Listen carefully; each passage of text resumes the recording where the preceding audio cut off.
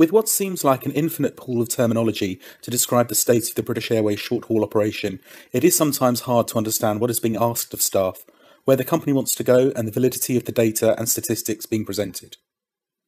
Over the next few minutes, we will look into the realities of the short-haul review and expose its truth. First of all, it's important to understand how the BA short-haul model works. Like almost all legacy carriers, BA uses a network of both short-haul and long-haul to increase its customer catchment. This means that British Airways, like Air France and Lufthansa, can extend its long-haul network by pulling customers from mainland Europe to fly to destinations worldwide, by amplifying demand from its main hub, London Heathrow. The trick for airlines in Europe is to make their long-haul proposition financially attractive by creating cheaper fares from outside their home market in order to lure customers away from their national carriers. A Club World return ticket from London to Singapore costs at least £6,405, whilst a Club World return ticket from Milan to Singapore via London starts at just £2,826. This is designed to take market share from, in this instance, Alitalia, maximise the hub function of London Heathrow, and fill the profitable long-haul cabins.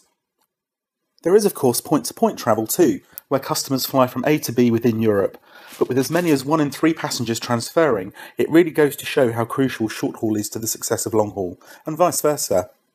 Each network complements each other by short-haul pulling through enough customers to make new long-haul routes viable, and long-haul also feeds short-haul with additional customers, which make high frequencies possible. When a customer connects via London to a long-haul destination, it is generally at the detriment of the short-haul arm, as the complex fare calculation tends to always favour long-haul revenue. In numbers, short-haul represents 73% of BA's operation in terms of sectors operated, and 60,000 customers daily. Of these, 20,000 will connect to a long-haul service. Those are pretty big numbers. The problem for short-haul is that BA is suffering from an identity crisis. It doesn't seem to be able to decide if it wants to be a full-service leading airline or a low-cost carrier. It seems short-haul is increasingly being compared to the likes of EasyJet. EasyJet, the carrier that can do no wrong in the eyes of BA's accountants. But as EasyJet does not have the same model of using feeder traffic to a long-haul network, it is somewhat unrealistic to compare the two. For example, if a passenger on EasyJet would like to fly from Copenhagen to Lisbon via London, he or she would have to purchase 2 separate tickets, clear immigration and collect baggage at London, and then check in again. This system not only eliminates the airline's connection costs, it also removes the obligation to pay passenger compensation and hotel accommodation in the case of a missed or delayed flight, something that BA is all too familiar with, being based at the world's busiest international airports. That kind of simplicity makes EasyJet profitable indeed, but if BA were to implement something similar, they would destroy their long-haul arm too, as so much of it depends on offering a service that allows through connections to long-haul, and a service that is also on par with what BA long-haul stands for, a premium leading airline. We're told that EasyJet made a sterling £500 million profit this year, and that they carry more passengers than British Airways. Perhaps this is because EasyJet is a truly European airline with bases all over Europe, operating intra-European traffic. BA is a UK-based, Heathrow-centric airline. It seems clear it is unable to carry more passengers than a pan-European carrier. EasyJet has 14 bases in the UK alone, with many dozens more in Europe, with many of its routes operating on a monopoly basis. Those dots are not just destinations, but actual bases with aircraft crew and support staff. British Airways has just 2 bases in the whole world, Heathrow and Gatwick. With both airports running at near full capacity, it is clear that it cannot carry more passengers than EasyJet, so unless British Airways decides to restart regional bases or open European bases, the traffic quantity argument is a non-starter. But what about the low-cost model which brings profitability to EasyJet? Could it be applied to BA also? When Southwest started with the low-cost model in the USA in the 70s, several airlines observed the staggering success the carrier and tried to emulate the formula, and all of them failed. But why? Because to be a true low-cost carrier, you need to apply the formula from top to bottom, and ideally from scratch. That means no fancy head office or heavy management structure, no large marketing or product departments, no cargo operation, no business class, no free drinks or food, no transfer traffic, no special services, no unaccompanied minor service. All of these add tremendous complexity and cost to an airline's operation. Is BA talking about removing these complexities? No. It seems only to bring cabin crew and pilots into the equation. That is at best an oversight and at worst unfair and is unjust. BA crew are told that EasyJet's crew average 700 flying hours annually. At BA the figure is 610. But despite repeated questioning, no one seems to know whether the BA figure takes into account elements such as line trainers whose flying hours are low due to training commitments, and unpaid leave, which has been readily available since the start of mixed fleet. But speaking of short-haul cabin crew, it's only fair that they make their contribution to the profitability of the airline, right? In the last few years, the cabin crew community, Worldwide, Eurofleet, and more recently Mixed Fleet, have all contributed to a substantial fall in personnel costs for the airline. Focusing on short-haul, let's see the efforts made in the last few years. Most aircraft on short-haul now operate with a minimum legal crewing level, which represents a drop of up to 25% of crewing levels. Pursers were also removed from the Boeing 767s, creating a surplus of senior grades in the fleet, to no fault of the crew. There was also no further promotion for any of Eurofleet or Worldwide members of staff. With the new contractual flying payments, most crew agreed that their pay is reduced, in some cases by up to £400 per month, despite the company assurances that it wouldn't impact the overall pay beyond the 9% agreed reduction.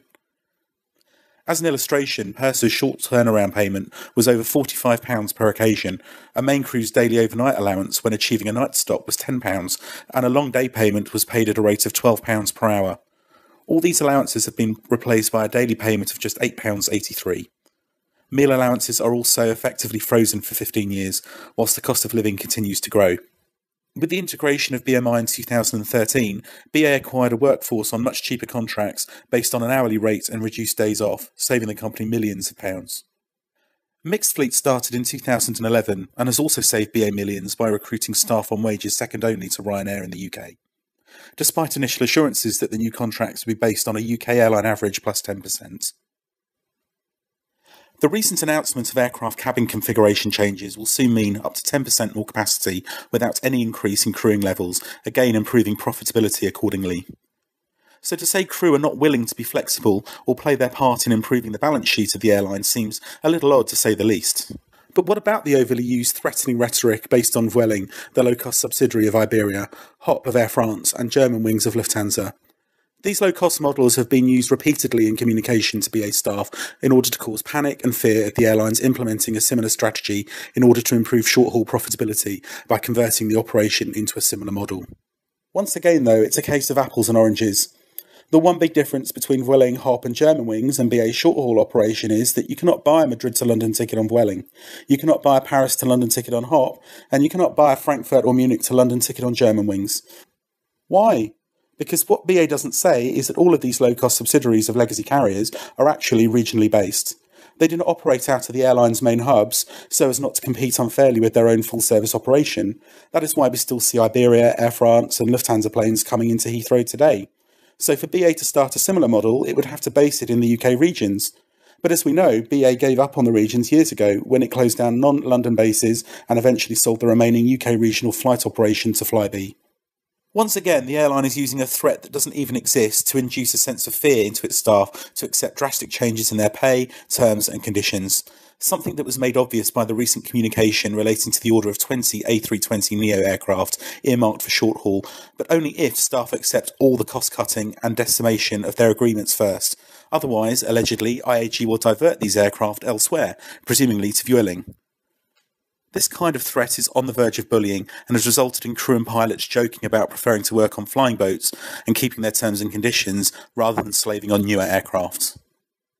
All this doesn't mean crew are not willing to make some sensible changes, but as many have told the company, these changes can easily be implemented within the current agreements.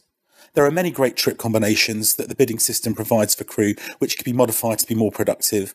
BA rejects these ideas, simply saying that it will not be enough and drastic changes need to be made in order to achieve £150 million of profit for short haul within 2 years. Let's pause on this figure, £150 million profits.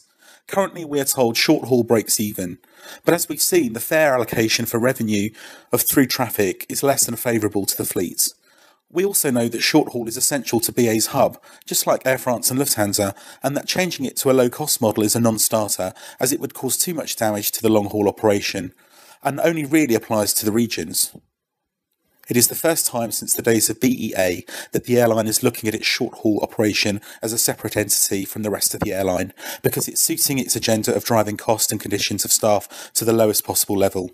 But there are other figures that BA isn't brainwashing its staff with.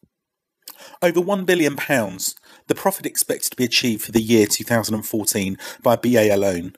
This is almost double the previous best performance of the airline's history. Clearly the current model isn't all that bad. £5 million.